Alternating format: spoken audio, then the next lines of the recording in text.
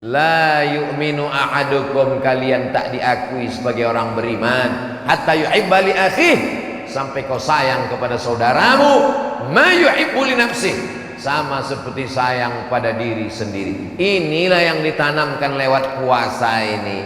Makanya orang yang besar pahalanya, man fattara shaiman, siapa yang menyiapkan buka puasa untuk orang yang berpuasa, kana lahu mithlu ajri shaim, dia dapat pahala macam orang yang puasa. Allahumma barik li ummati fi bukuriha, berikanlah berkah pada umatku orang yang paling awal bangunnya. Siapa yang paling awal bangunnya malam ini, dialah yang paling banyak dapat berkah hidup hari. Saya Pak Ustadz memang tak tidur-tidur malam ini, begadang. Kau kenapa tak tidur? Takut kehilangan sholat tahajud, takut tak bisa subuh berjamaah? Bukan Pak Ustadz, karena saya kena penyakit insomnia, tak bisa tidur. Tapi alhamdulillah begitu menengok Ustadz langsung tertidur. Begitulah tenangnya hati mendapatkan siraman rohani, karena memang itu janji Nabi Sallallahu Alaihi Wasallam. Majtama'a qaumun fi baitin min buyutillah, sekelompok orang berkumpul di rumah Allah, yatsluna kitab Allah, mendengarkan bacaan kitab Allah Al-Quran, wa yatadarasunahu fima bainahum, mengkaji isinya, nazalat alaihimus sakinah, turun ketenangan ke hati mereka. Makanya kalau mau tenang sering-sering ngaji. Bapak Ibu jamaah sekalian yang dimuliakan Allah Subhanahu wa taala, tidak ada yang bisa menceritakan tentang lapar secara sempurna dan seragam. Kalau kebetulan ada Bapak Ibu guru, boleh dites. Kalau kebetulan ada direktur perusahaan, bisa dicoba nanti siang. Kalau kebetulan ada di sini pimpinan, kepala dinas, kepala badan, kepala kantor, pimpinan kantor apapun namanya, silakan coba ambil kertas, bagi ke karyawan, mahasiswa, adik-adik di kelas, tulis, suruh mereka nulis. Tolong tuliskan definisi lapar. Kasih dia 1 menit. Habis itu serahkan kertas. Tak ada satupun yang seragam bercerita tentang lapar. Yang satu bercerita, lapar adalah ketika usus terasa melilit-lilit, pedih minta ampun. Yang satu lagi menuliskan kertas, lapar adalah ketika terdengar simfoni yang sangat harmonis antara cacing-cacing di dalam. Lapar adalah karena rasa lapar tak bisa dideskripsikan, karena lapar tak bisa diceritakan, lapar tak bisa diungkapkan dengan kata-kata. Lapar menurut etimologi, lapar menurut terminologi, lapar menurut pakar, tak bisa. Diadakan seminar internasional, judulnya membahas tentang kelaparan Afrika, yang mengadakan PBB, Persatuan Bangsa-Bangsa, UN, United Nation, tapi ternyata tak melahirkan apa-apa. Kenapa? Karena narasumbernya kenyang, panitianya kenyang, peserta seminarnya kenyang. Orang kenyang tak bisa bercerita tentang lapar. Tapi insya Allah subuh ini merasuk ke hati kita tentang lapar. Kenapa? Karena belum ada yang sarapan. Cuman memang orang yang lapar ini susah menangkap pengajian. Nah, jadi kalau agak kurang nangkap subuh ini, saya maklum. Tapi insya Allah nanti bisa diulang balik sesudah kenyang. Tapi kata ulama, kalau mendengar pengajian susah masuk ke pikiran kita, itu berarti ada yang kenyang. 2 kemungkinan. Kalau tidak, yang mendengar tuh kenyang, atau yang ceramah tuh kenyang. Jadi ternyata kaji masuk itu bukan masalah lapar atau kenyang, tapi masalah Allah memberikan hidayah. Dan setan berjalan melewati aliran darah. Asyaitanu yajri majrad dam. Setan mengalir dalam aliran darah. Fadayyiqu majraha, maka persempit aliran setan. Bagaimana cara mempersempitnya? Dengan mempersempit aliran darah, dengan memperbanyak merasakan lapar.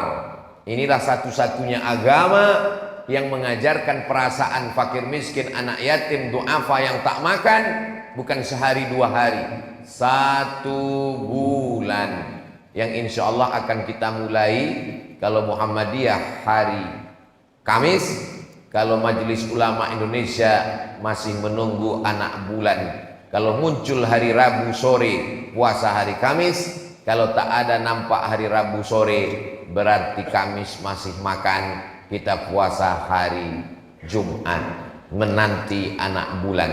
Bahasa Arabnya anak bulan itu hilal. Kalau bulannya sempurna namanya Badar, Tola'al Badru alaina. Kalau anak bulan namanya hilal. Nanti hari Rabu sore seluruh teropong dari Sabang sampai Papua akan mengintip anak bulan hilal. Jadi kalau ada orang Tanjung Balai Karimun yang kebetulan namanya hilal, jangan keluar dulu hari Rabu itu, karena dia sedang diintai-intai oleh beratus teropong yang akan mengumumkan kapan 1 Ramadan, sidang isbat hari Rabu malam Kamis. Mudah-mudahan dipertemukan Allah kita dengan Ramadan yang penuh dengan keberkahan ini insyaallah. Kita laparnya ada batasnya. Lapar kita itu batasnya cuma azan maghrib. Begitu berkumandang azan maghrib, berakhirlah lapar kita. Tapi ada saudara kita yang laparnya unlimited edition. Pagi lapar, siang lapar, malam lapar, melilit tak bisa tidur, lapar lagi. Tadi sebelum kemari saya buka berita, seorang bapak tidak malu minta nasi demi untuk anaknya, ramai dipuji oleh netizen. Memanglah netizen ini, katanya lebih kejam netizen daripada ibu tiri Pak Ustadz. Tapi ternyata menengok orang sanggup menghilangkan rasa malunya, gengsinya demi untuk makan anaknya. Tapi insya Allah Tanjung Balai Karimun tak ada orang kelaparan insya Allah. Amin. Kenapa begitu Pak Ustadz? Karena tadi ketua membisikkan ke telinga saya, alhamdulillah Ustadz Somad ini ada dibagi 1 ton beras untuk fakir miskin yatim duafa di Tanjung Balai Karimun. Mudah-mudahan yang memberikan beras ini panjang umur, sehat badan, berkah rezekinya. Saya tanya, beras ini datang dari mana? Dikasih orang Batam. Orang Batam mengumpulkan beras. Apa nama programnya? GIP, Gerakan Infak Beras. Siapa yang mengutip berasnya? Yang mengumpulkan berasnya anak-anak muda pakai baju kaos ganteng-ganteng, tertulis depan Paskas, Pasukan Amal Soleh. Jadi Paskas ini bukan pasukan Abdul Somad. Mana tahu nanti mengetuk pintu rumah bapak ibu. Tapi mereka hanya sanggup ngasih beras 1 bulan ini saja, 1 ton. Bulan depan malulah kita sama orang Batam, mereka pula mengirim beras kemari. Kalau bisa kita sendirilah yang berbagi beras. Beras dari Karimun untuk orang Karimun, beras dari Balai, Tanjung Balai untuk masyarakat kita. Siap? Bisa? Dari bunyinya tak siap nampaknya. Siap? Jangan ada dusta di antara kita. 1 ton itu berapa Pak Ustadz? 1 ton itu cuma 13 juta. Jadi hanya perlu 13 orang yang kaya-kaya di Tanjung Balai Karimun. Ada 13 orang kaya di Tanjung Balai Karimun. Oh, dari suaranya lebih 13 orang itu. 13 orang berkumpul sejuta, selesai. Oh Pak Ustadz, kalau 13 orang ini Pak Ustadz pun banyak juga tanggungan dia. Dipecah lagi, 100.000 1 orang, 100.000 1 orang, 130 orang hanya 100.000. Ada 130 orang yang siap ngasih 100.000? Makin sedikit suaranya. Tak mungkin orang Tanjung Balai Karimun yang kaya-kaya dibukanya matanya terhampar luas laut sejauh mata memandang, ikannya segar-segar. Memandang ke belakang, gunung tanahnya subur, gemah ripah loh jenawi, tongkat dan batu jadi tanaman, untayan zamrud katulistiwa. Nikmat yang besar nih kita mesti syukuri dengan berbagi. Itu Pak Ustadz 130 orang, kalau satu orang 100.000. Tapi program infak beras GIP tidak memberatkan orang. Berapa dia minta? Sehari 1.000 rupiah. Kalau sehari 1.000, sebulan berapa? 25.000. Loh, kalau sehari 1.000, sebulan 30.000. 30.000 lah Pak Ustadz, 25.000. Karena tanggal merah tidak dihitung guys. Tanggal merah 0, hanya 1.000 sehari. Satu bulan 25.000. Yang bisa langsung transfer banking, langsung ke gerakan infak beras. Yang tak sanggup, datang Paskas mengetuk pintu rumah. Paskas tak begaji, bajunya Paskas, topinya lelahku lillah. Pakai sepeda motor, minyaknya dia tanggung sendiri. Dia mengambil, mengutip dari rumah ke rumah, 1.000, 2.000, 10.000 kekumpul, dibelikannya beras. Mereka yang mengutip, mereka yang mengumpul, mereka membagikan. Beras orang Tanjung Balai Karimun tidak dibawa ke kota Pekanbaru. Oh, begitu kaedahnya ya. Beras orang Karimun hanya untuk orang Karimun. Itu buktinya kenapa beras Batam bisa dibawa kemari? Surplus. Batam mengalami kelebihan beras, dikasihnya ke Tanjung Balai Karimun, tapi untuk sebulan ini aja lah. Kata orang Melayu, orang baik kita berpikir, jangan orang baik otak kita tinggalkan di kantong. Kasar cakap Pak Ustadz ini. Cakap saya ini tak kasar, karena cerita masalah otak ini di Kepulauan Riau biasa. Jadi kalau ada orang tak punya otak, datanglah ke Kepulauan Riau. Insya Allah balik membawa otak-otak. Saudara yang dimuliakan Allah Subhanahu wa Ta'ala, kalau dibelah kepala manusia, dibelah kepala kelinci, yang putih-putih di dalam kepala kelinci itu ada juga di kepala manusia. Yang putih-putih di kepala manusia ini ada juga di kepala kelinci. Itu menunjukkan anatomi tubuh manusia dengan hewan sama. Lalu yang membedakannya apa? Akal pikiran. Siapa yang wajib sholat? Baligh berakal. Siapa yang wajib puasa? Baligh berakal. Jadi nanti kalau nampak kita di siang Ramadan ada tak berpuasa, berarti tak ada yang bilang gitu. Alhamdulillah kita dikasih Allah akal. Makanya dalam Islam ada 5 yang perlu dijaga. Menjaga nyawa, tak boleh membunuh. Menjaga harga diri, tak boleh mengejek. Menjaga akidah, tak boleh menista agama. Menjaga akal, tak boleh minum khamar, sabu-sabu, narkoba. Menjaga kehormatan, tak boleh berzina. Maka Islam ini datang untuk menjaga.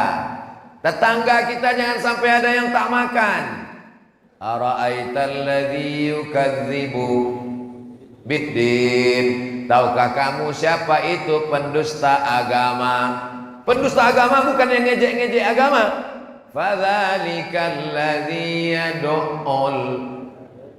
Merekalah orang yang menyia-nyiakan anak yatim, wala yahuddu ala ta'amil. Mereka yang membiarkan orang miskin tak makan.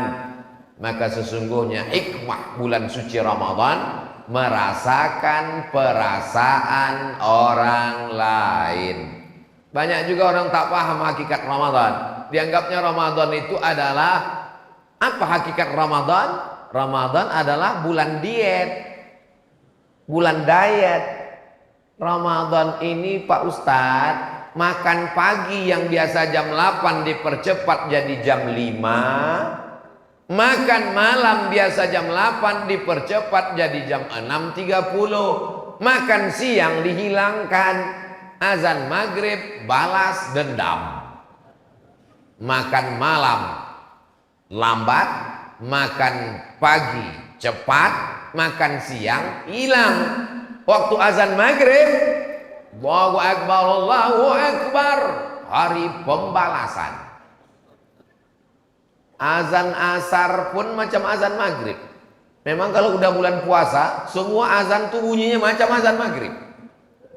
Mudah-mudahan diselamatkan Allah kita sampai Ramadan berakhir insyaallah. Dulu Nabi mengajarkan doa, Allahumma barik lana fi Rajab wa Sya'ban. Berikan kami berkah di bulan Rajab dan bulan Sya'ban. Minta sampaikan ke bulan Ramadan.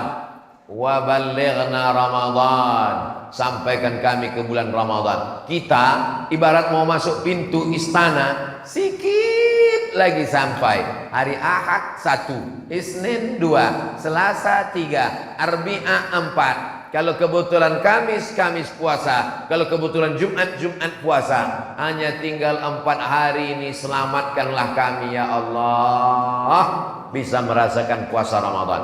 Tapi ada yang lebih cepat dari keinginan. Apa itu? Yang lebih cepat dari keinginan adalah Mimda tema taya bawati. Mati. Tak ada yang bisa menunda kematian. Dokter spesialis pun mati. Apalagi mantri.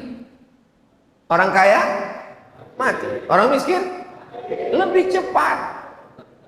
Saudaraku yang dimuliakan Allah Subhanahu wa taala, la yabitu syab'anan.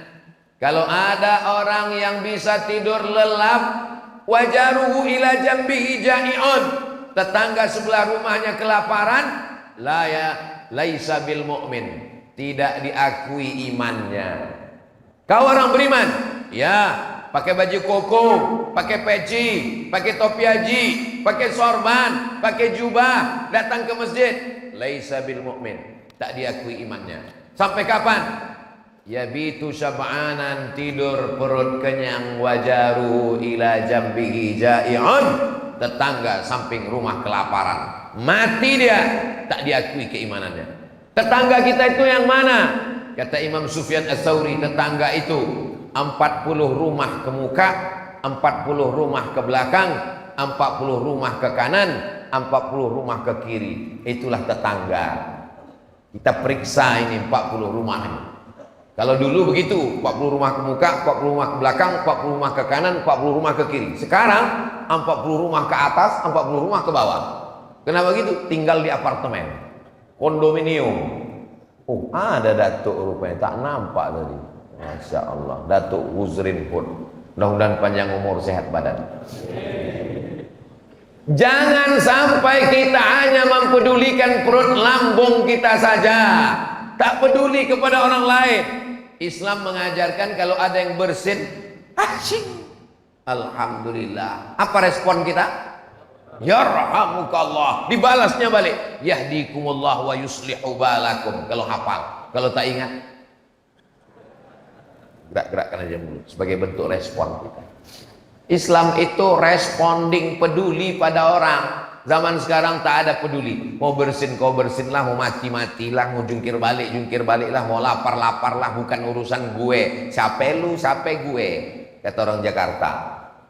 Duduk di airport yang sama, menunggu pesawat yang sama, sama-sama delay, satu kursi, senasib sepenanggungan, semuanya sibuk dengan dunianya masing-masing.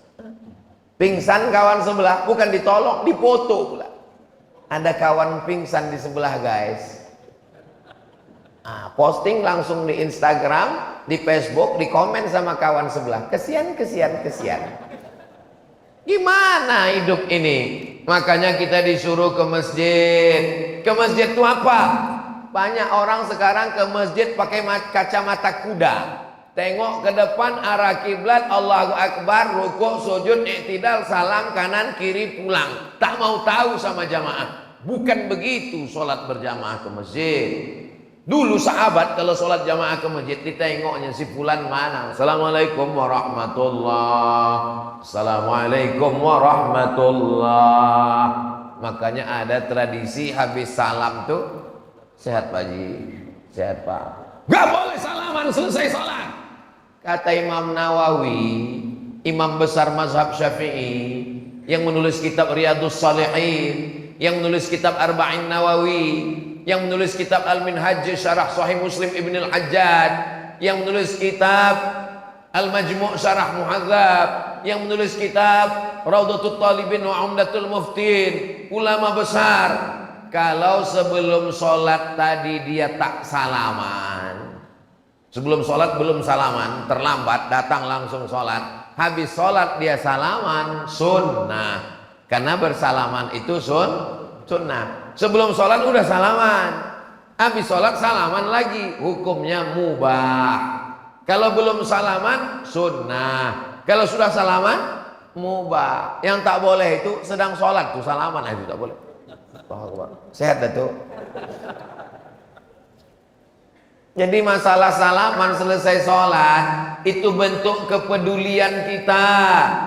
Kadang kita tak tahu jamaah ini hilang-hilang diam-diam sendiri. Dulu Pak Fulan itu yang selalu di pojok, yang selalu di dinding, yang selalu di sebelah kanan, yang selalu sebelah kiri, mana dia sekarang? Meninggal Pak Ustaz. Astagfirullahaladzim. Kenapa kalian tak kasih tahu? Padahal kita satu grup WhatsApp, padahal sama-sama friend, padahal sama-sama follower. Kenapa kita tak ada peduli care? Mana letak kepedulian kita?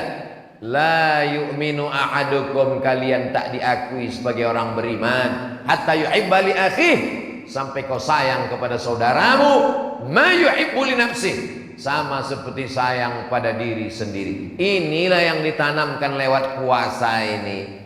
Makanya orang yang besar pahalanya man fattara shaiman, siapa yang menyiapkan buka puasa untuk orang yang berpuasa, kana lagu mithlu ajri shaim, dia dapat pahala macam orang yang puasa. Cobalah tengok di Masjid Nabawi. Masuk kita ke Masjid Nabawi, berlomba-lomba anak-anak kecil menarik tangan kita. Haji, haji, haji, haji, haji, haji. Buka puasa haji, menarik tangan. Panjang umur, sehat badan, mudah-mudahan kita bisa berpuasa di Makkah, Madinah. Nanti dalam acara program Ramadan bersama, insya Allah, amin. Ongkos tanggung masing-masing. Kecil bunyi amin ini. Ini menunjukkan mereka ingin mendapatkan pahala buka bersama.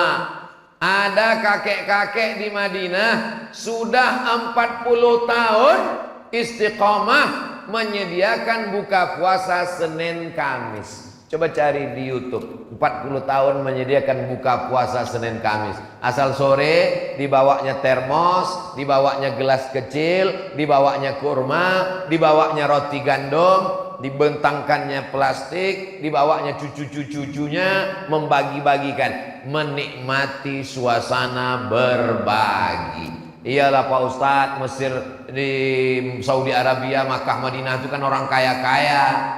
Kalau orang Makkah, Madinah sedekah tak heran kita. Cuman kadang jamaah haji, jamaah umroh, begitu dibagi-bagikan pakai kontainer, haji, haji, fisabilillah, sabilillah, sedekah haji, sedekah haji. Dibawa mereka lah susu-susu yang satu kotak, balik sampai di asrama, di pondokan. Orang Saudi ini bersedekah, sedekah susu basi lah pula. Padahal itu yogurt, zabadi. Untuk menetralisir kolesterol, mereka minum susu yang sudah difermentasi, asam-asam sikit dia. Kadang yang tak tahan dicampur dengan stroberi, dicampur dengan jeruk, dikasih gula sikit, nikmat itu. Tapi orang kita tak tahu, dibilangnya kalau sedekah-sedekah aja lah, jangan kasih susu basi. Yogurt bagus, bergizi, membantu usus, pembusukan makanan. Ini baik sekali untuk kesehatan. Jadi mereka berlomba-lomba bersedekah, berbagi. Jamaah yang dimuliakan Allah Subhanahu wa taala, saya sampai Mesir 98, pulang 2002. Selama di Mesir 4 kali bulan Ramadan saya di sana. 4 kali puasa, tak pernah masak pembukaan. Terus buka puasanya di mana? Di Mesir itu dekat masjid, dekat stasiun bis, dekat tanah lapang. Asal nampak mereka tanah lapang, ini seminggu menjelang bulan puasa, mereka pun berlomba-lomba membuat tenda-tenda. Di bawah tenda itu dipasang kursi, meja, nama tendanya Maidatur Rahman. Maidah diambil dari surat Al-Maidah. Maidah artinya meja makan. Rahman Allah. Jadi kalau diterjemahkan meja makan Tuhan. Apa pula ada meja makan Tuhan? Tuhan bukan makan. Tuhan kita tak makan. Lam yalid walam yulad walam yakul lahu kufuwan ahad. Kenapa disebut meja makan Tuhan? Karena yang bersedekah makanan tak mau disebut namanya. Tak tahu. Karena tak tahu itu maka dinisbatkan kepada Allah. Sore-sore jam 6 itu kemah-kemah, tenda-tenda yang berisi makanan itu udah penuh semua. Siapa isinya? Mahasiswa Indonesia. Asal sampai situ jam 6 nampaklah yang pesek-pesek. Hari pertama ayam. Menunya 3 hari sekali berputar. Hari pertama ayam. Ayam di Mesir itu besar-besar. Orang Mesir itu motong ayam 2 kali potong. Potong sekali, seperempat. Bukan macam kita, hancur ayam tuh.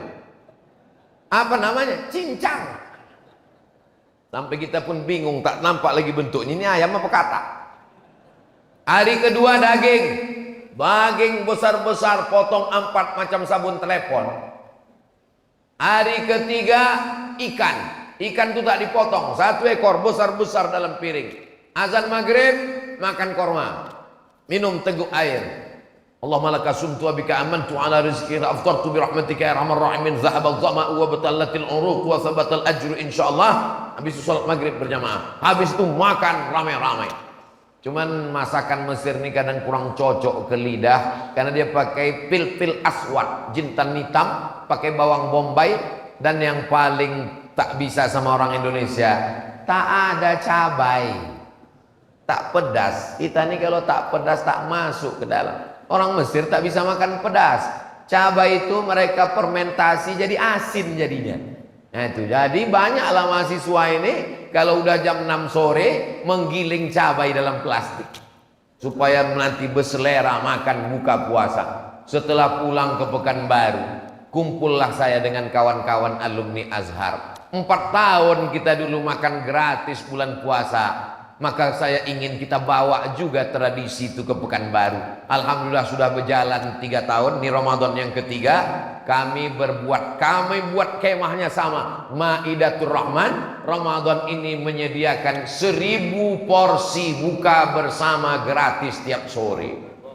Mudah-mudahan menular pula ini ke tempat-tempat lain seluruh Indonesia insyaallah. Amin. Orang Mesir tak macam kita. Orang Mesir kalau dia ngasih buka puasa itu tidak formal-formal. Misalnya dia naik bis. Nah, naik bis nampaknya anak Indonesia. Langsung panggilnya. Indonesia, orang Indonesia, tahan, come here. Nah, diambilnya dompet kasih. Nih, nanti kalian buka bersama nanti di rumah ya. Gitu. Tak macam kita. Kita kalau buat acara buka bersama formal, diundang, suruh datang jam 5. Baca Yasin 3 kali. Anak yatim jam 5 disuruh datang baca Yasin. Fasubhanalladzi biyadihi malakutu kulli syai'in wa ilaihi turja'un. Shadaqah. 2 kali lagi deh. Udahlah jam 6 dah, setengah jam lagi suruh pula tahlil, tahtim tahlil. La ilaha illallah. La ilaha illallah. Saking kan lapar. Udahlah mau jam 6.25, udah mau tenggelam matahari, udah mau azan maghrib. Berembuslah kipas angin tadi kencang. Terbukalah koran penutup piring. Nampaklah mie kurus-kurus. Mihun. La ilaha illallah. Makanya saya dari dulu, dari sejak almarhumah emak hidup lagi, sampailah sekarang, kalau mengundang anak yatim, fakir miskin, duafa, tetangga, jiran, kawan, sahabat berbuka bersama, jangan banyak-banyak, panjang-panjang menyiksa orang. Baca Fatihah sekali, Qul Huwallah 3 kali, Qul bil Falaq sekali, Qul bin Nas sekali. Kirimkan untuk almarhum almarhumah, berdoa, makan. Karena undangannya undangan makan. Kenapa menyiksa orang? Kalau kita mau menghadiahkan, baca Quran tuh, hatamkan sehatam Quran bulan Ramadan, hadiahkan ke almarhum almarhumah. Ini menjadi pelajaran. Banyak pelajaran saya ambil di Mesir. Ada orang kaya namanya Muhandis Abdus Salam. Tiap bulan memberikan bantuan. Waktu itu krisis moneter. Ustadz Haruna Hasim sampai ke Kairo tahun 1992. Kakak kelas saya. Saya sampai 98. Malang tak dapat ditolak, untung tak dapat diraih. Datanglah krisis moneter 97-98. Indonesia sudah menyiapkan pesawat Hercules untuk menjemput mahasiswa Indonesia yang ada di Kairo. Kenapa dijemput pakai Hercules? Karena Hercules tak ada kursinya di dalam. Pesawat Hercules itu tak ada kursi. Itu untuk terjun payung sama perang. Itulah menjemput mahasiswa Indonesia supaya bisa duduk ramai-ramai di dalam lesehan. Apa kata orang Mesir? Selama kami hidup, tidak boleh ada anak Indonesia satupun yang pulang. Waktu itu yang jadi duta besar Indonesia di Kairo adalah Bapak Dr. Hasan Wirayuda. Lalu saya pun berjumpa dengan beliau di rumah Bapak Gubernur Banten, karena kebetulan Gubernur Banten itu adik kandung beliau. Pas acara makan di situ, Ustaz Somad, nanti Pak Dubes datang. Oh, senang sekali, saya mau silaturahim, lama tak jumpa sejak pulang dari Kairo. Begitu jumpa, apa kabar Pak Hasan? Alhamdulillah sehat Ustaz Somad. Bapak kan pernah jadi dubes di PBB New York. Betul. Bapak pernah jadi dubes di Amerika, di Eropa. Betul. Bapak keliling dunia. Iya. Mana negeri yang paling Bapak berkesan? Yang saya paling berkesan Mesir, Ustaz Somad. Kenapa Mesir? Mesir bukan negara maju. Mesir bukan negara kaya. Mesir dengan kesederhanaannya. Apa yang membuat Bapak berkesan? Waktu krisis anak Indonesia mau dipulangkan, saya keliling meminta bantuan orang Mesir. Tiba-tiba datang seorang anak muda, Ustaz Somad. Anak muda ngasih uang. Jangan ada anak Indonesia yang pulang Pak Dubes. Ini bantuan dari saya. Lalu saya panggil Intel. Tolong cek. Ikuti anak muda nih. Mana dia? Siapa dia? Diikuti anak muda. Ternyata pedagang buah pinggir jalan, Ustaz Somad. Datang orang Mesir ke Kedutaan Republik Indonesia di Aisyah Al-Temuria, Kairo. Apa kata dia? Pak Duta Besar, saya tidak kaya. Saya cuma punya mesin fotokopi di pinggir jalan. Tapi kalau anak Indonesia datang mau fotokopi, gratis. Peduli. Jadi kalau ada orang mengatakan pernah dia ke Mesir, apa Mesir itu? Negeri Fir'aun. Karena kebetulan yang jumpa Fir'aun itu Fir'aun juga. Sesama Fir'aun, yang satu circle dia. Tapi kalau dia orang baik, insya Allah berjumpa dengan orang baik. Mana buktinya? Nih, sesama pejuang subuh berjumpanya waktu sholat subuh. Maka jangan heran, kenapa lah kawan aku nih pemabuk semua Pak Ustadz? Karena kau mabuk. Sakau. Masa lalu, siapa yang tak pernah punya masa lalu? Semua orang pernah masa lalu hitam kelam. Tapi insya Allah diterima Allah taubat kita dengan taubat nasuha. Apa tanda taubat kita diterima Allah Pak Ustadz? Ada perubahan. Sebelum hijrah orangnya pelit, bin bakhil, bin medit, bin kikir, bin kedekut, bin apa lagi? Hah? Tangkai jering. Tangkai jengkol. Pelit minta ampun. Kalau makan sama dia di rumah makan, sampai waktu membayar pura-pura mencret ke belakang. Inilah orang yang paling pelit. Kenapa? Duit dia jangankan dimakan orang, dia sendiri pun tak mau memakan duit dia. Itu kan parah itu. Pagi-pagi pulang putang, peras keringat, banting tulang, kepala jadi kaki, kaki jadi kepala, tulanggang-langgang, lintang pukang. Duit dia pun tak mau dia makan. Duit orang juga dimakan dia. Duit dia disimpannya di bank. Gaji utuh tak pernah keluar. Untuk siapa? Untuk dokter spesialis. Duit yang tak dikeluarkan itu akan keluar juga dengan caranya sendiri. Tak ada angin, tak ada hujan, datang diabetes meletus, datang asam urat, datang asam lambung, datang macam-macam penyakit. Ini kenapa semua penyakit yang disebutkan Ustadz Somad ini ada di badan aku? Jangan-jangan dia dapat bocoran ini. Saya ceramah tak ada menyindir, tak ada nyinggung perasaan orang. Kalau kebetulan sama yang saya cakapkan ini dengan keadaan jamaah, itu hanya kebetulan saja. Nanti dibuatkan di bawah kalau diupload di internet. Kebetulan kalau terjadi yang diucapkan Somad tidak ada unsur kesengajaan, hanya kebetulan saja. Mendengar ceramah Ustaz Somad jangan tersinggung, karena beberapa yang tersinggung pulang langsung meninggal. Saudara yang dimuliakan Allah Subhanahu wa taala, orang yang pelit, tak ingat mati, tangkai jering, maka sesungguhnya kalau dia mati, harta yang ditumpuk itu tinggal. Memang ada sifat manusia macam ini. Jama'a malau wa'ad dadah. Kerjanya jamaah mengumpul, wa'ad dadah menghitung. Sampai jam 2 malam pikirnya menghitung, mengumpul, menghitung, mengumpul, menghitung, mengumpul, menghitung, mengumpul, mati tak membawa apa-apa. Tapi jangan gara-gara cerita mati ini orang Tanjung Balai Karimun tak ada satupun yang nanti pergi ke laut mencari ikan, tak ada yang buka toko, tak ada yang ngurus kebun. Pas ditanya, kau tak kerja cari duit, kita akan mati. Makin ingat mati itulah makin semangat cari duit supaya bisa bangun masjid mengalir pahalanya sampai hari kiamat. Amin. Masjid ini unik dan cantik. Berkali-kali saya datang kemari tak pernah bosan menengok masjid ini. Dari mulai luar sampai dalam. Saya yakin semua orang kalau sampai ke masjid ini dibawa jalan-jalan wisata religi ke Tanjung Balai Karimun, singgahkan dia kemari menengok masjid ini macam menengok kucing Anggora. Tegak di bawah, di atas bukit nampak lautan terhampar cantik, indah foto. Masuk ke dalam, Masya Allah cantik luar biasa, lampunya pun tak ada di tempat lain ini. Luar biasa walaupun mati. Ya tak boleh pakai listrik, mubazir banyak-banyak.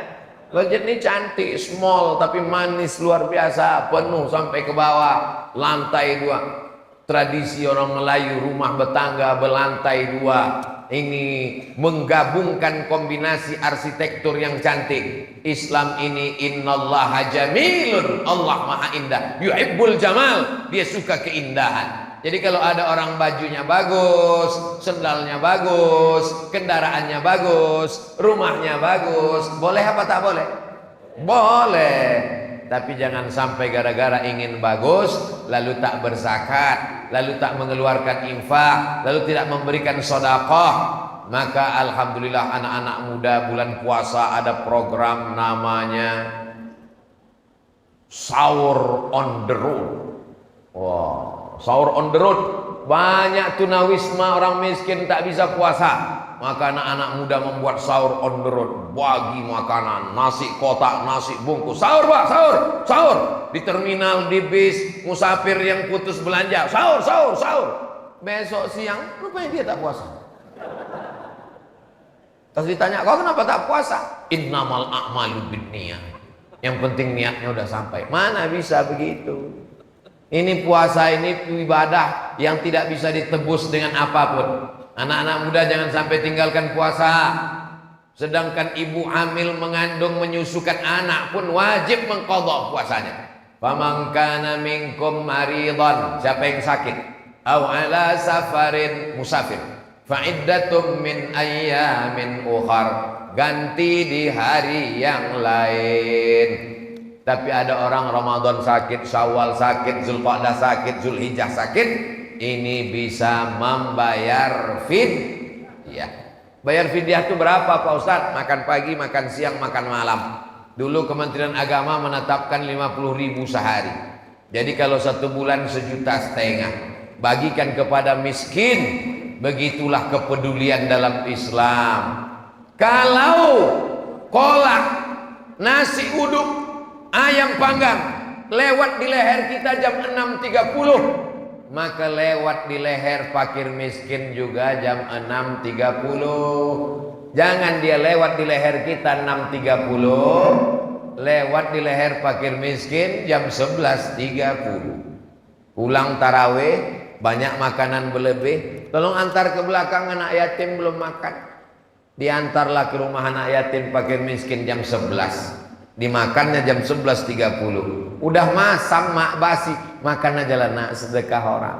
Dimakannya jam 12, jam 1 meninggal. bukan dapat pahala, neraka jahanam untuk engkau. Makanya kalau bersedekah itu sore. Saya tinggal di asrama waktu di Maroko. Pulang kuliah, saya tengok di depan masjid 2 drum warnai biru, besar-besar setinggi tegak drum, pukul penuh. Apa isinya ini? Ini namanya bubur harira. Jadi kalau di Mesir ada tradisi Maidatur Rahman, kalau di Maroko ada tradisi berbagi bubur harira. Orang kaya di Rabat Maroko mengirim 2 tong besar untuk kami buka puasa. Habis itu saya pindah ke Malaysia. Di Malaysia ada pula bubur lambuk. Di Medan Masjid Raya ada pula bubur apa namanya itu? Bubur pedas namanya. Bubur macam ada kacangnya ada. Ada pula di 10 Muharram bubur Asyura. Kenapa bubur? Kalau saya memang untuk buka puasa itu suka bubur. Kenapa? Tak panjang proses mengunyahnya. Kanan kiri gol langsung. Usus kita tak berat. Yang manis-manis. Makanya dianjurkan jangan es. Memang maunya tenggorokan ini es. Tapi kalau sudah masuk dia radang tenggorokan, batuk, berdahak, nanti terganggu ibadah kita. Baca Quran, flu, batuk, jaga kesehatan. Bagusnya seperti sunnah Nabi, minum seteguk 2 teguk, masukkan kurma sebutir, 3 butir, 5, ganjil. Alhamdulillah saya udah kenyang Pak Ustaz. Udah 3 tadi masuk Pak Ustaz. Sunnah Pak Ustaz. 3 butir, 3 kotak Pak Ustaz. Hawa nafsu ini luar biasa. Maka di bulan Ramadan kita diingatkan tentang hawa nafsu. Di siang Ramadan, laut itu, kalau ada orang di Tanjung Balai Karimun ini tegak di depan Masjid Baitur Rahman, tegak di depan Masjid Baitur Rahman menengok laut, itu ditengoknya itu macam cincau, tinggal ngasih santan aja ini kata dia. Tapi begitu azan maghrib berkumandang, Allahu Akbar, Allahu Akbar, masuk 2 teguk air. Mana hawa nafsu siang tadi? Islam mengenalkan hawa nafsu tidak berteori. Islam mengenalkan lapar tidak berteori. Rasakan, laksanakan. Kalau lapar menyentuh lambung, buka puasa nasinya membumbung. Tapi kalau lapar menyentuh hati, ringan tangan berbagi. Hanya 520 orang bersedekah sehari 1.000 rupiah di Tanjung Balai Karimun, terkumpul 1 ton. Saya yakin dan percaya penduduk kota Tanjung Balai Karimun 174.000 orang. Kalau 1 orang aja ngasih 1.000 rupiah, banyak. Dibelikan ke beras, berenang kita dalam beras, berenang sambil minum beras. Saudara yang dimuliakan Allah Subhanahu Wa Taala, sampai kita jam 6.20. Sekarang kita sholat sunat isyraq 2 rakaat. Usolli sunnatal isyraq raka'ataini lillahi ta'ala. Mudah-mudahan kita istiqomah insyaallah. Di akhir majelis mari kita berdoa kepada Allah. Mudah-mudahan Allah berikan kita kesehatan zahir dan batin. Dibukakan Allah pintu rezeki, bisa kita mensupport program gerakan infak beras, sehingga bulan depan tidak lagi mengharapkan dari Batam tapi dari kita sendiri berbagi. Ala hadhihi niyah, untuk niat yang baik ini. Al-Fatihah. A'udzu billahi minasyaitonir rajim. Bismillahirrahmanirrahim. Alhamdulillahi rabbil alamin. Arrahmanir rahim. Maliki yaumiddin.